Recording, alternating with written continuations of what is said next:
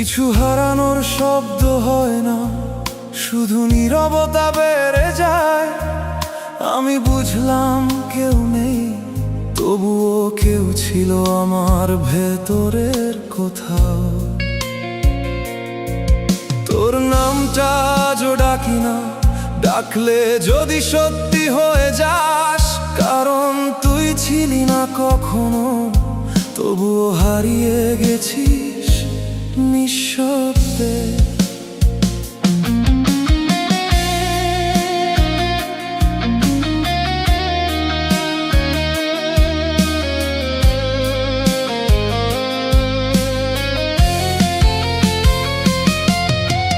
পুরনো কথাগুলো এখনো জেগে থাকে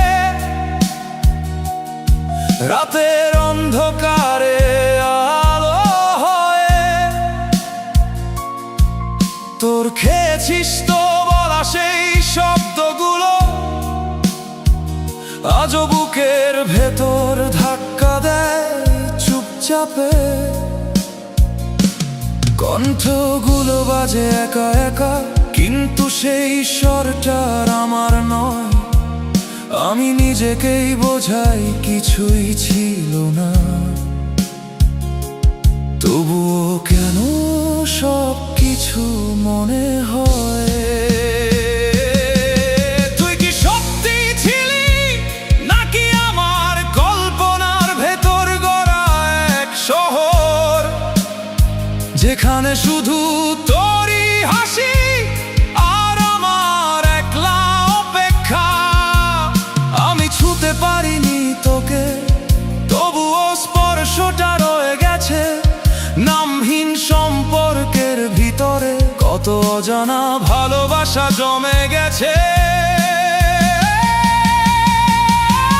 তাহলে এত কষ্ট কেন, যদি কিছুই না হয়?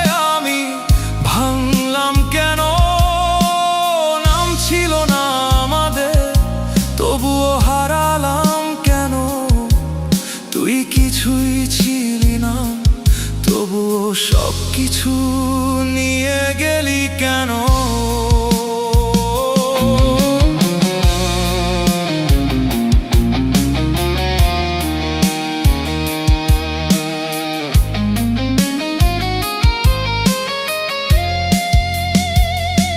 হয়তো তুই বাস্তব না, একটা অভ্যাস, একটা অনুভূতি যা আস্তে আস্তে ঢুকে পড়ে, তারপর হঠাৎ উধাও হয়ে যায়।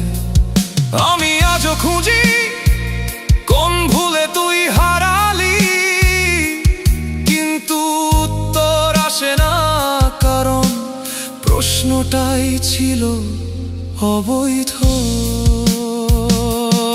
এখন আর তোর জন্য কাঁদি না, শুধু চুপচাপ থাকি, কারণ এই কষ্টের কোনো নাম নেই।